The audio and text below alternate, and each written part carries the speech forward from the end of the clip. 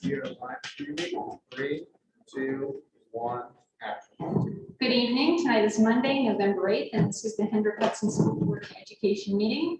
The board has just left the executive session and now back in public. Can we start with the Pledge of Allegiance, please? To the flag of the United States of America and to the republic for which it stands, one nation, under God, indivisible, with liberty and justice for all. Thank you. All right, can I get a motion to approve the agenda as stated? All in favor? Aye. Does anybody have anything to pull from the consent agenda this evening? I'd like to pull section 3.3, the fiscal section, please. In particular, the corrective action response. Okay, so we're going to pull section 3.3, the corrective action response. Anybody else? Can I have a motion to approve the consent agenda as stated? Can I get a second? All in favor? Aye. All right, that brings us to our items removed from the consent agenda. We'll start with fiscal 3.3. So my question that I wanted to discuss with this particular item is for the public to just understand what the corrective action plan is. And then also, well, I guess we can start with that. And then, but then also the other part was comment number 1 with regard to the tax stabilization reserve. I was just wondering if we could go over again what that is and how it works. Good evening, everyone. The corrective action plan is a plan that the district has to put together, meaning Joe and I, for any of the comments in our external audit. As you can see, most of the comments are in the area of having some problems with the extracurricular activity funds, but minor problems, but still need some work there. And the rest are the one that you mentioned about the unassigned fund balance. By law, school districts cannot have more than 4% of the unassigned fund balance. And we have about 18%. And the reason we have so much is because of our problem that we're getting with Indian Point.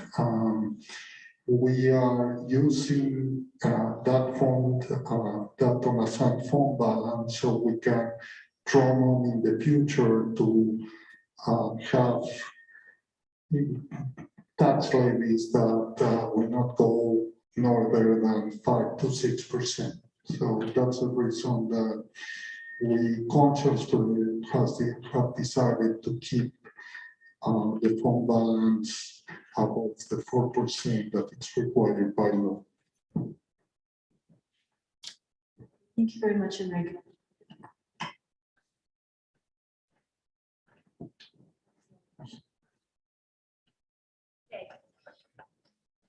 All right, can I get a motion to approve fiscal item 3.3? Can I get a second? All in favor? Aye. The second item that was removed from the consent agenda is a donation. It's a donation for a pop-up tent totaling $880 for the Hendrick-Hudson Track and Field Program. This was donated by Claudia Vieta on behalf of Yucas Latin Fusion Restaurant. Thank you very much for that generous donation. I am sure that the participants on the track team will greatly appreciate it, as they don't have to stand out in the sun and or rain. Can I get a motion to approve that donation? Can I get a second? All in favor? Aye. Thank you. That will bring us to our superintendent's report.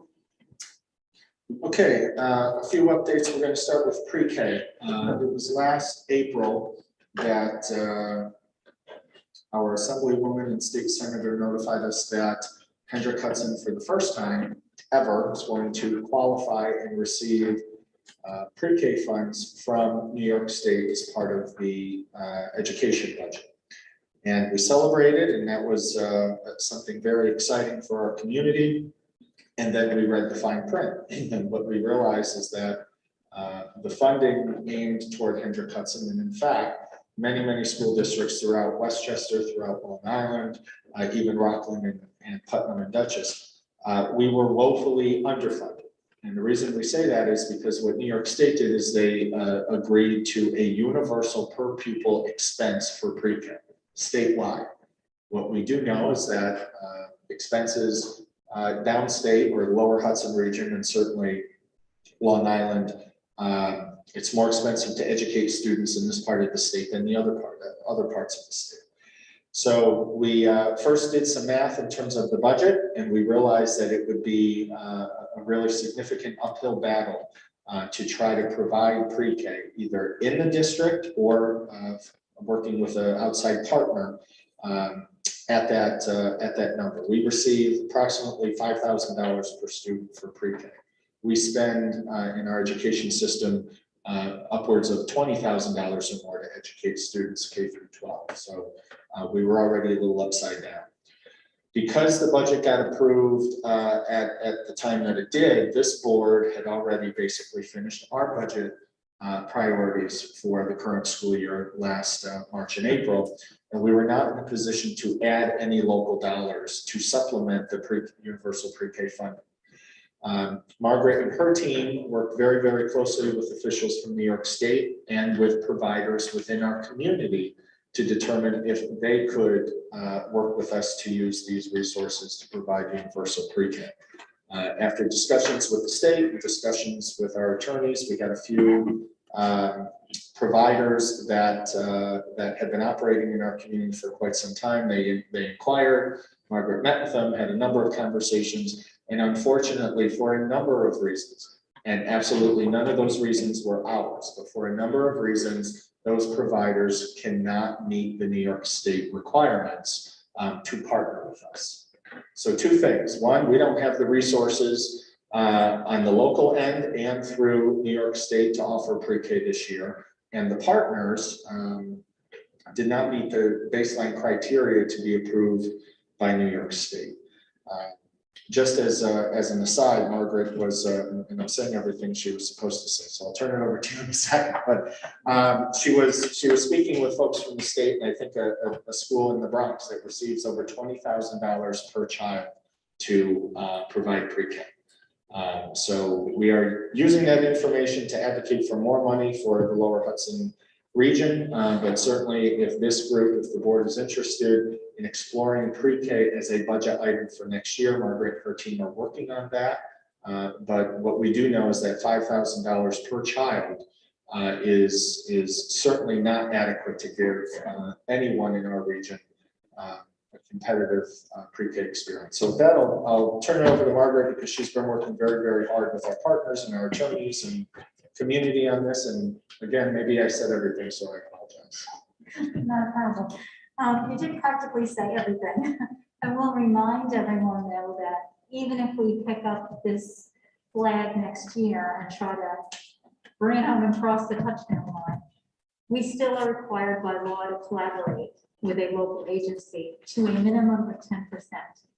But we still have things to look at. Our collaborators were disappointed that they couldn't meet some of the needs that were put forth.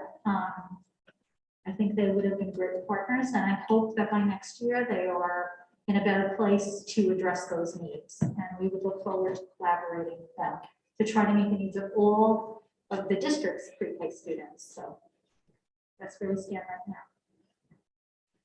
I'm not sure who would answer. Thank you. Is there a way we can do an abbreviated program? Because I'm speculating that this is a use it or lose it on the $5,000 per child. Yes, you do lose the funding. It doesn't share. So we're just, okay, so we're kind of losing it. Is there a way to do an abbreviated program with the qualified teachers, but on not a full-time basis possibly? Right now? starting in January. I don't know. And it would have to be in the district.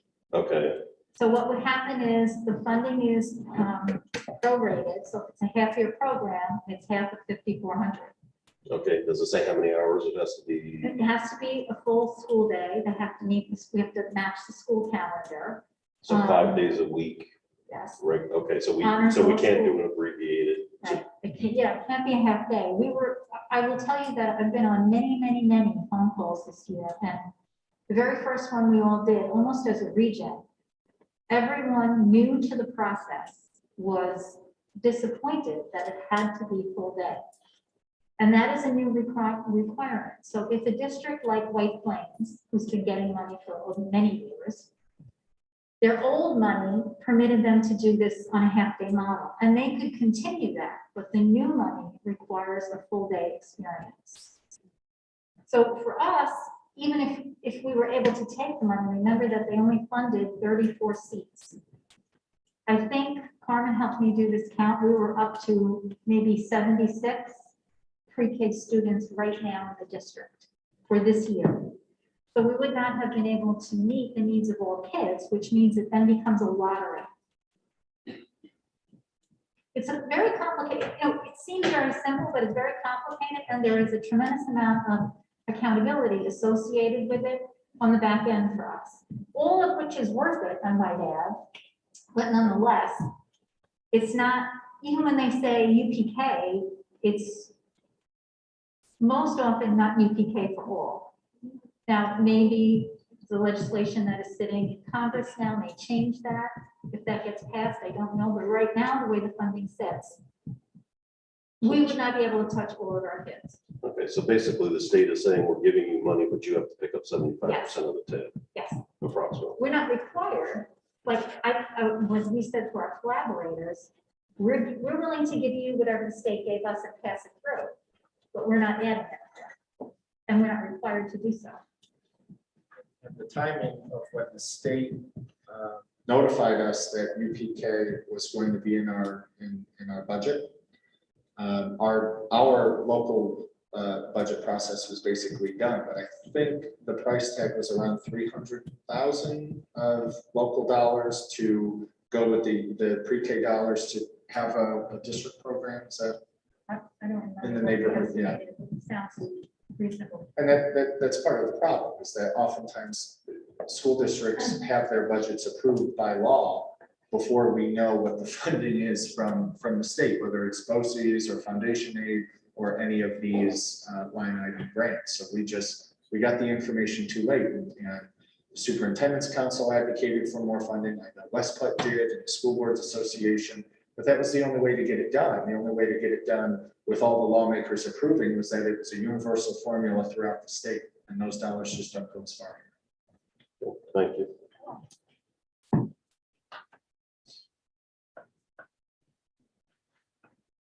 Next one, sorry. The decommissioning fund award. We received notice from Governor Hochul that the school district is poised to receive $500,000 to be used for safety and security endeavors as Holtec begins to decommission Indian Point.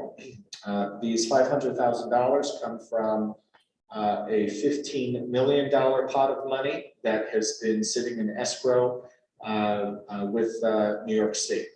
When Indian Point announced their closure in January 2017, one of the agreements was that Indian Point, or Entergy at the time, had to create a community fund of $15 million. The community fund had some very loose terms in terms of with respect to who could access those funds. But as Indian Point moved along and stopped producing energy, and ultimately as Entergy sold it to Holtec, the state now is basically awarding these grants. So the town of Cortland received money, the village of Buchanan, Riverkeeper, and the school district. So the money sits in escrow in New York State. It is not a check that we will receive. It's not an action that we will receive $500,000 and put in our general fund or fund balance. It basically behaves like a grant. The money is available to us. They will put together the terms and conditions and how we can access it and for what we can use those dollars for. And then we would apply to New York State and basically draw down on that $500,000. But the intent is for security and safety endeavors regarding the decommission. We've had a number of meetings over the last number of months with the New York State Task Force, of which I'm a member. There have been some preliminary discussions about purchasing air quality monitors, water testing apparatus, not only just at BV, that obviously is the closest school to the plant, but perhaps all of our schools.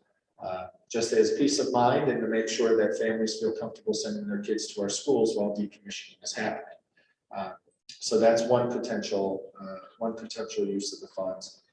We'll also continue to work with the various consultants that the state government has provided us, independent from any of the agencies, but an independent consultant to advise us as we get closer. So that's good news.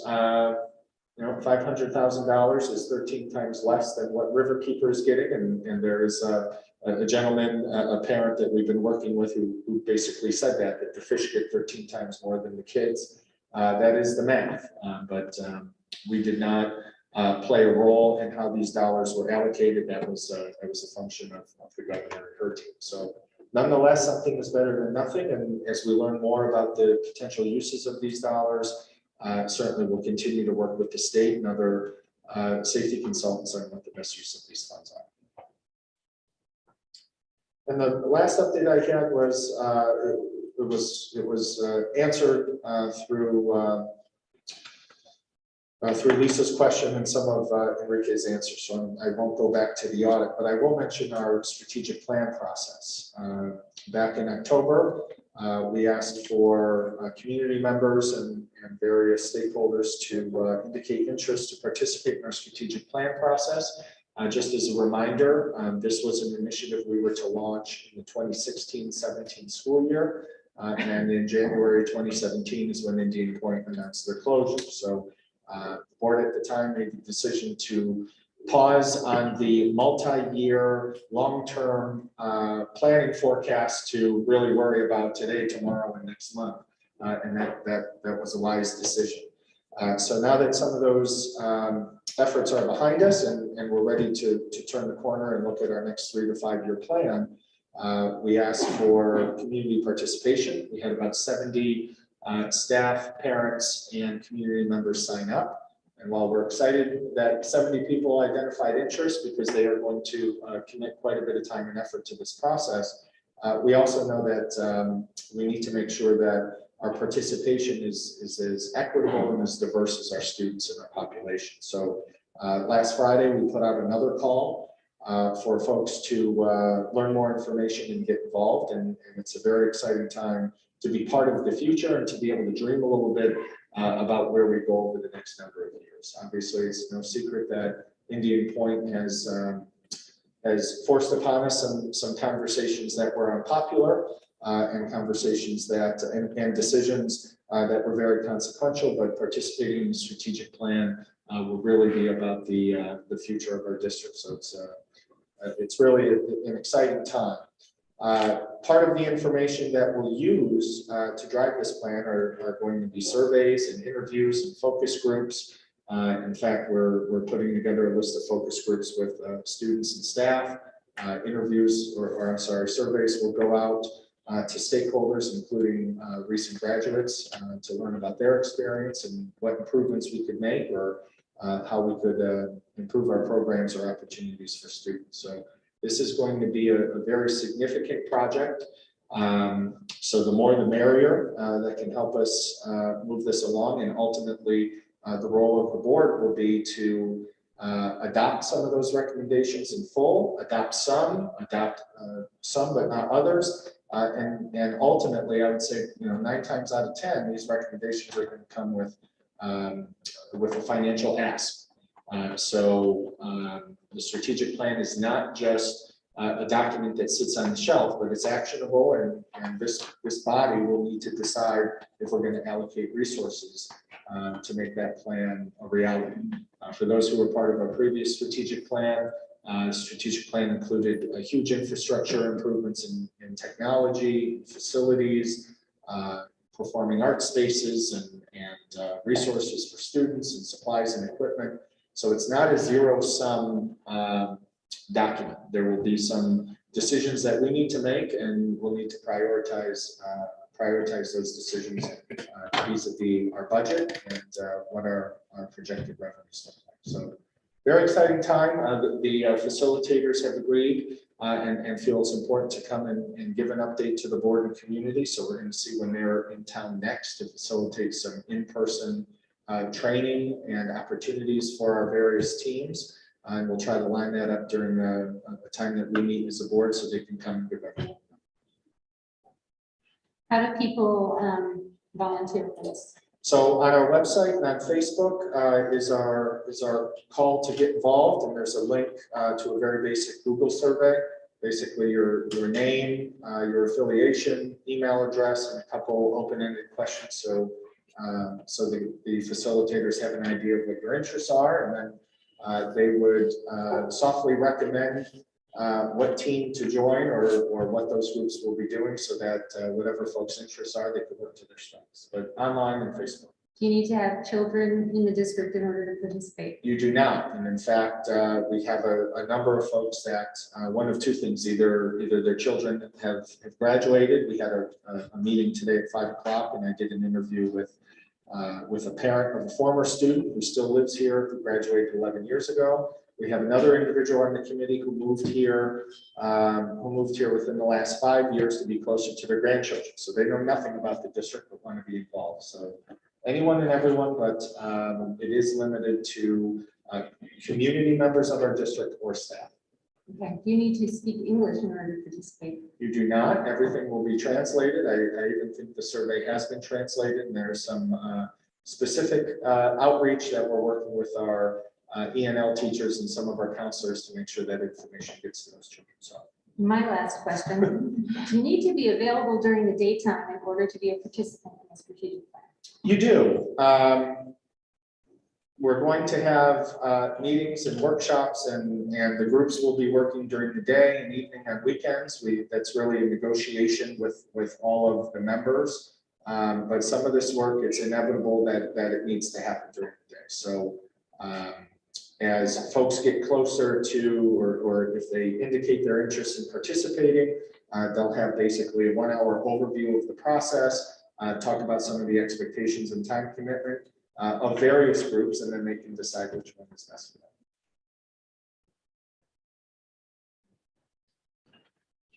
them. You mentioned about focus groups happening, Joe. Can you talk a little bit more about how those are going to be set up and when we should be expecting to hear about them and how people can volunteer for those as well? Yeah, so the focus groups we're starting, actually, Margaret and I talked about it today. The principals have identified students by grade level, making sure that they are representative of their school community. There's a standard set of 5 questions. It's actually, I believe they call it an empathy survey. And it's a 30-minute conversation where the interviewer, who are members of these committees, will go through the standard 5 questions and write down as much as they can, and then they will upload their responses to a database. So that information based on phrases or certain words, the qualitative piece of that submission can become quantitative in terms of some keywords and phrases. We're also working to identify, start with some staff focus groups, and the ideal focus group is between 3 and 5 individuals. And we're also going to be reaching out to recent graduates as well. And that will be accompanied by various surveys that take place afterwards as well.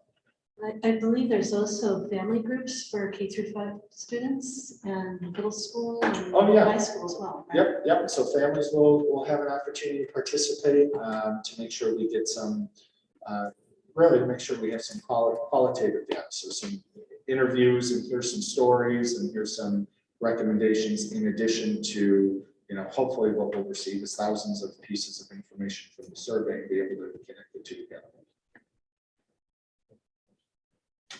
Can board members or their families participate?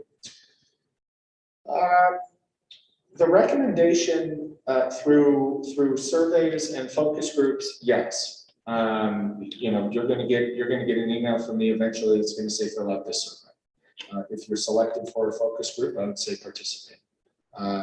In terms of the committee work, it's not recommended. And the reason is because this body will end up making decisions on that work. And it's important that that the process is sanitized as possible, because you're going to either vote up or vote down an initiative, and you're either going to apply funding to it or not. And so to have a decision maker making the sauce could send the wrong message to the people participating.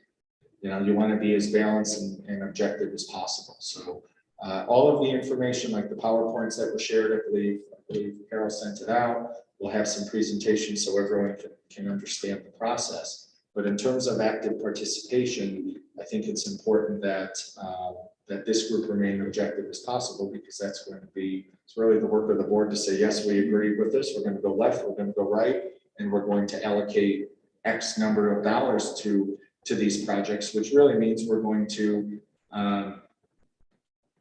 perhaps not fund projects that we always have changed. We're going to have to make those tough choices.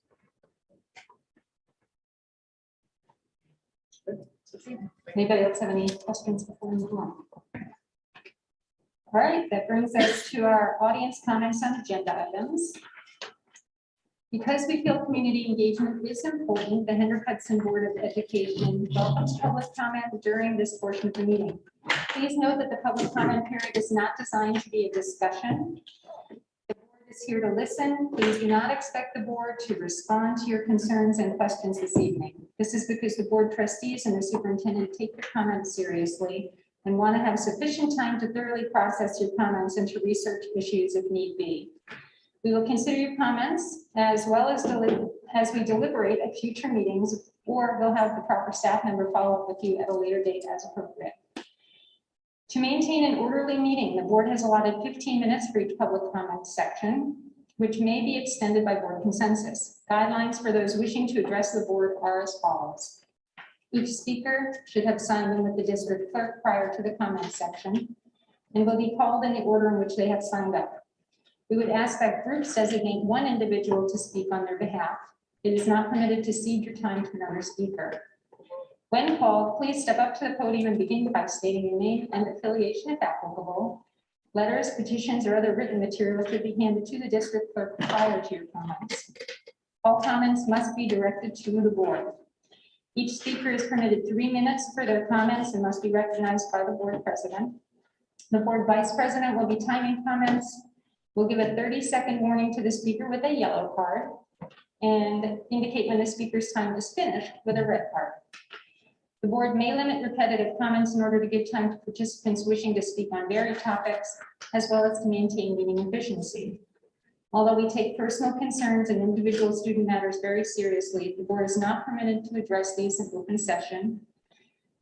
And in open session as per state and federal privacy laws. We would ask that you use appropriate administrative channels for these items. The board expects comments to be made without interference from the audience and in a civil manner so that our meeting can serve as a model of appropriate civil discourse for our students. In the unlikely event the meeting becomes unruly, the board may recess the meeting until order can be restored.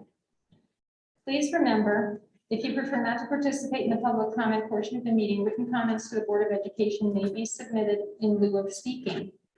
Please see the agenda or the district website for contact information. We will now begin our public comment period on agenda items. Carmen, do we have any speakers signed up? We do have one speaker tonight. It's Mrs. Amy Goldgo. Ms. Blanco.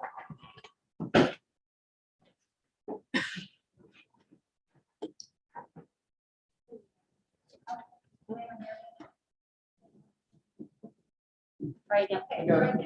Okay, is that better? Yes. Good evening, Amy Galenko from Safe Indian Point Demolition.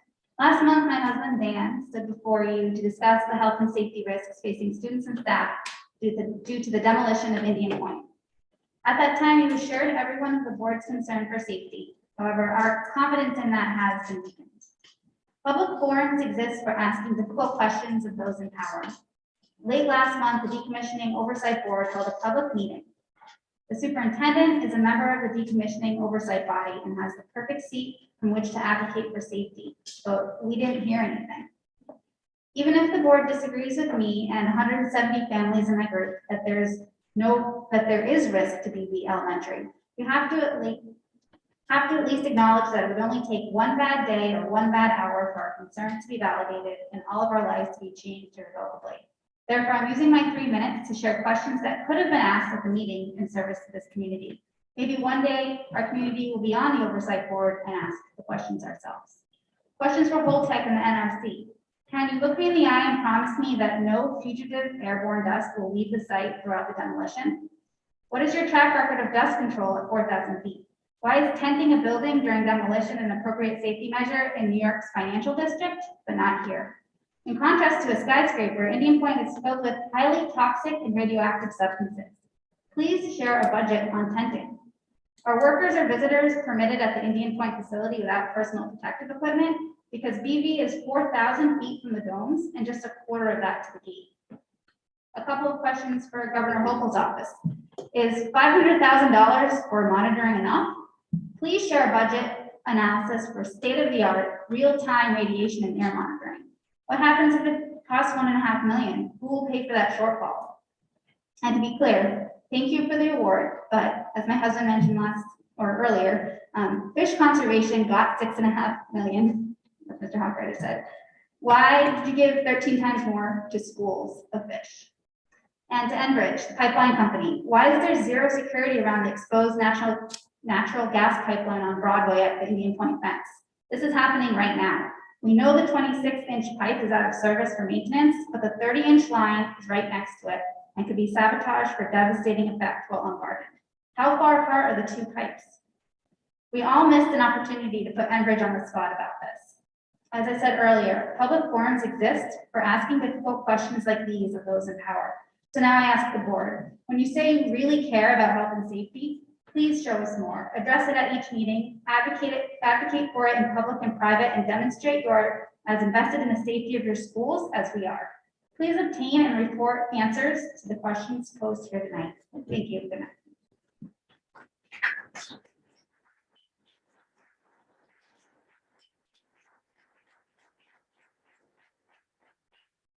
Thank you very much for your comments and for coming this evening. She was the only speaker.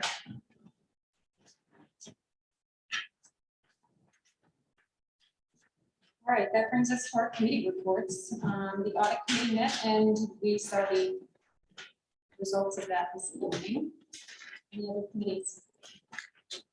I do want to mention the facilities committee is going to be right before Thanksgiving, the Monday before Thanksgiving. They'll be doing a review of the school visits that board members did back in August or September. We're also going to be talking about our energy performance contract that ultimately will be a presentation here in December. And Enrique is going to share some information to start with the committee about retiring debt and different capital projects that we are finishing or wrapping up in the next number of years paying for. We are off cycle. In fact, it was about 5 years ago, this time of year, we did a building condition survey. That is a mandated independent analysis that every school district needs to conduct of their facilities, from HVAC to plumbing, to technology infrastructure, to sidewalks and playgrounds.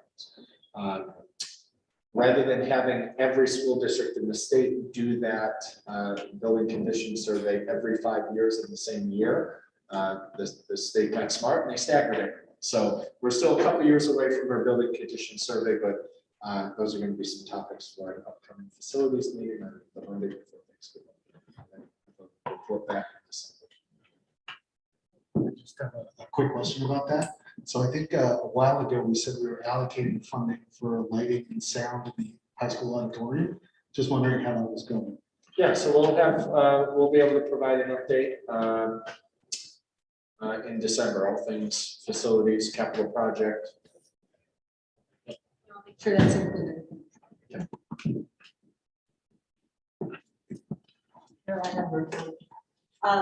I attended a meeting this morning on behalf of Westchester Putnam School Board Associations that was organized with Senator Pete Harcum.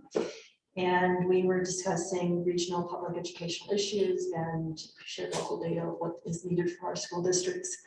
He remains very committed to listening to school districts and to working with us to try to, make things better for all of us.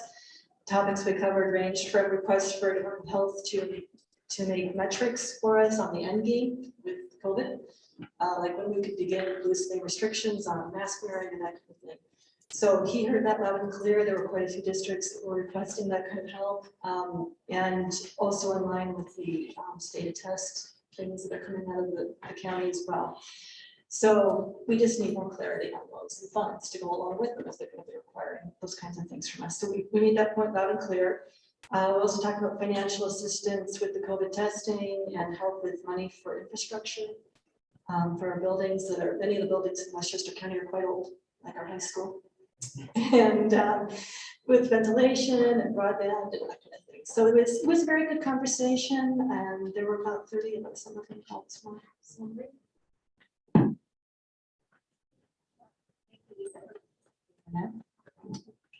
Thank you, Lisa, for participating in that call.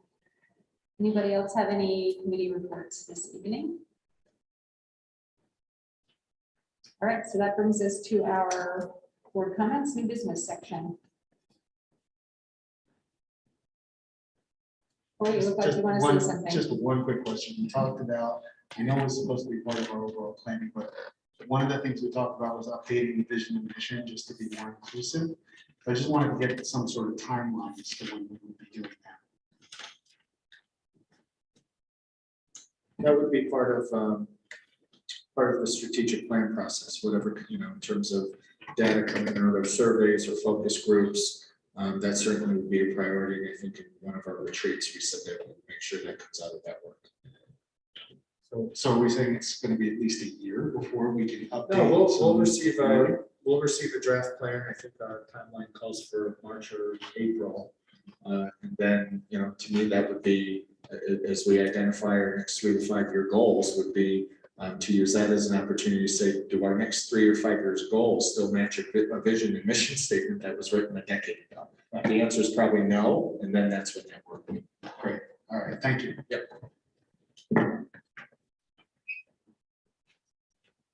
All right, if nobody else has new business, then that brings us to our second audience comment section on non-agenda items. Do we have anybody sign up? No, not. Okay, so that brings us to the end of our meeting. Can I get a motion to close the meeting, please? Can I get a second? All in favor? Okay. Have a good evening. We